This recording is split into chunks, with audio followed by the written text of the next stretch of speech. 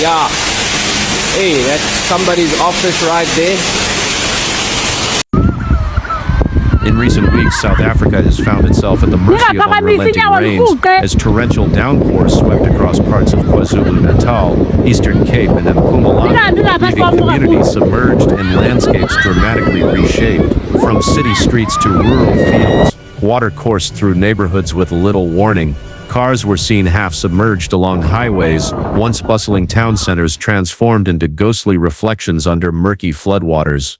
For many residents, life changed overnight. Homes, schools, and businesses were swallowed by rising tides, forcing families to evacuate to temporary shelters.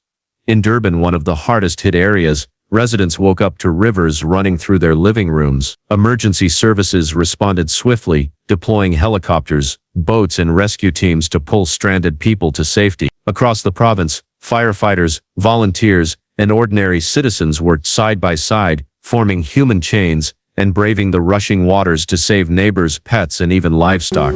Despite the chaos, stories of resilience have shone brightly. In many communities, mosques, churches, and community centers threw open their doors, offering refuge, food, and dry clothes to those who had lost everything. Volunteers, armed with nothing more than determination and heart, cooked meals for hundreds each day, while local businesses donated blankets, mattresses, and bottled water to support recovery efforts.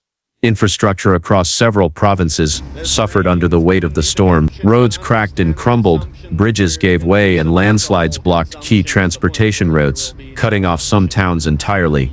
Engineers and public works crews have been working around the clock, battling mud and debris to restore critical services. Water supply systems were also damaged in multiple districts, prompting urgent efforts to deliver clean water by truck to affected areas.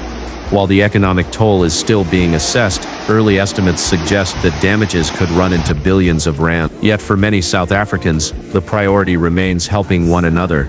Communities have shown extraordinary unity, demonstrating that in the face of adversity, the spirit of Ubuntu, the African philosophy of collective humanity, endures. Government officials, including President Cyril Ramaphosa, have visited flood-hit areas, promising support and fast-tracked funding for rebuilding projects. Relief programs are already underway, offering emergency grants, housing repairs, and food parcels to the hardest-hit families. Meteorologists have warned that climate patterns suggest an increasing frequency of such extreme weather events, calling for urgent investment in flood defenses, improved urban drainage systems, and early warning mechanisms. Experts say that adaptation is no longer optional but critical, as South Africa grapples with the realities of a changing climate.